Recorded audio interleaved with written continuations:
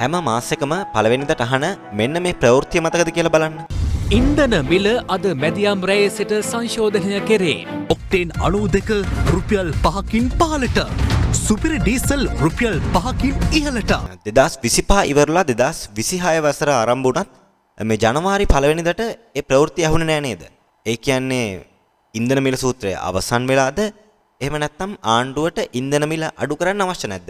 එහෙමත් නැත්නම් පසුගිය කාලේ මැතිවරණ පොරොන්දු වල වගේ අර 150ට වගේ තෙල් දෙන්න පටන් අරන්ද? තෙල් මිල අඩු කරන්න බැරිද? පුළුවන්. පෙට්‍රල් 92 ලීටරයක් ගොඩබාන මිල රුපියල් 97.70. ඒකට විවිධ අයකිරීම් එකතු වෙනවා. ඒකතු කිරීමට අමතරව ආණ්ඩුව ඍජුව බද්දක් ගහනවා රුපියල් 39.33ක. පෙට්‍රල් 95 ලීටරයකට ගොඩබාන මිල 99.79යි. ආණ්ඩුව ඍජු බද්දක් ගහනවා රුපියල් 60.48ක්. ලංකා ඔටෝ ඩීසල් වලට 94.21කට ගොඩ බාන්නේ රුපියල් 13.7ක බද්දක් ගන්න.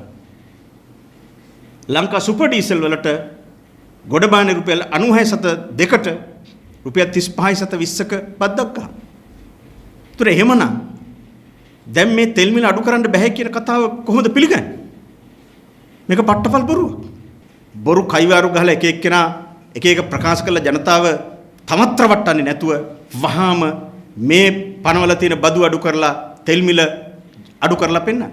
ජනතාවට තෙල් මිල අඩු කරන්න.